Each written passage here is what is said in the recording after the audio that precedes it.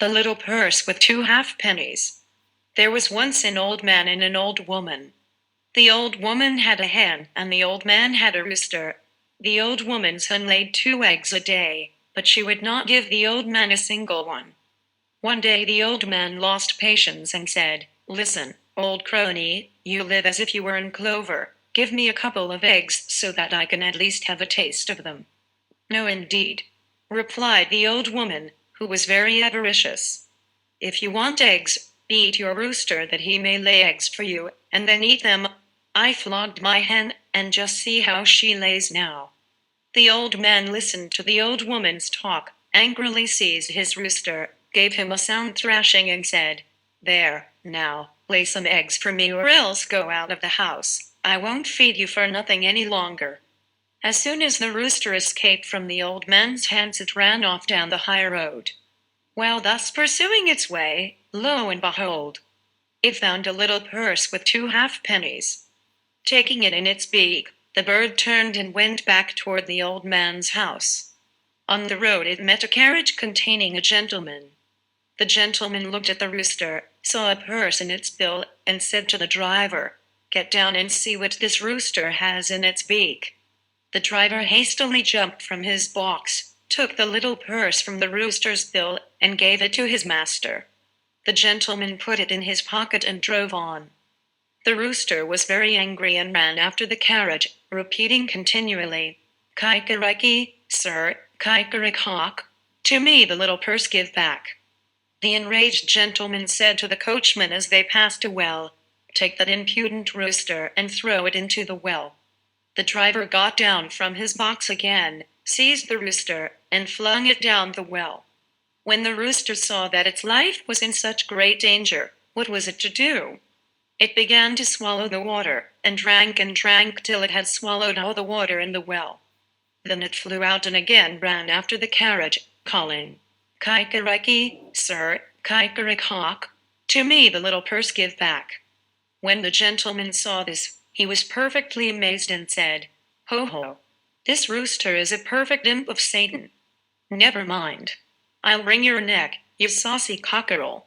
When he reached home he told the cook to take the rooster and throw it on the coals burning upon the hearth.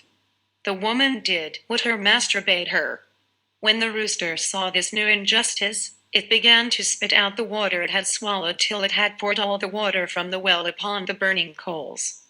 This put out the fire and cooled the hearth. Then the rooster came out safe and sound, ran to the gentleman's window, and began to knock on the panes with its bill, screaming, "Kikeriki, sir, kikerick-hawk, to me the little purse give back." "Heaven knows that I've got a torment in this monster of a rooster," said the gentleman.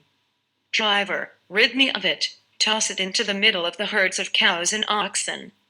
Perhaps some bull will stick its horns through it and relieve us." The coachman seized the rooster and flung it among the herds. You ought to have seen the rooster's delight. It swallowed bulls, oxen, cows, and calves, till it had devoured the whole herd and its stomach had grown as big as a mountain. Then it went to the window again, spread out its wings before the sun so that it darkened the gentleman's room, and once more began, "Kikeriki, sir, kikerick-hawk, to me the little purse give back." When the gentleman saw this he was ready to burst with rage and did not know what to do to get rid of the rooster. He stood thinking till at last an idea entered his head. "I'll lock it up in the treasure chamber. Perhaps if it tries to swallow the ducats one will stick in its throat, and I shall get rid of the bird." No sooner said than done. He grasped the rooster and flung it into the treasure chamber.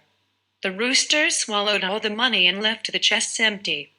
Then it escaped from the room, went to the gentleman's window, and again began, "Kikeriki, sir, kikerick-hawk, to me the little purse give back." As the gentleman saw that there was nothing else to be done, he tossed the purse out. The rooster picked it up, went about its own business, and left the gentleman in peace. All the poultry ran after the rooster so that it really looked like a wedding. But the gentleman turned green with rage as he watched, and said sighing, "Let them all run off to the last chick, I'm glad to be rid of the torment. There was witchcraft in that rooster." But the puffed-up rooster stalked proudly along, followed by all the fowls, and went merrily on and on till he reached the old man's house and began to crow, "Kikeriki." When the old man heard the rooster's voice, he ran out joyfully to meet the bird, but looking through the door, what did he see? His rooster had become a terrible object. An elephant beside it would have seemed like a flea, and following behind came countless flocks of birds, each one more beautiful and brilliant than the other. When the old man saw the rooster so huge and fat, he opened the gate for it. "Master," said the bird, "spread a sheet here in the middle of the yard." The old man, as nimble as a top, laid down the sheet. The rooster took its stand upon it, spread its wings, and instantly the whole yard was filled with birds and herds of cattle, but it shook out on the sheet a pile of ducats that flashed in the sun till they dazzled the eyes.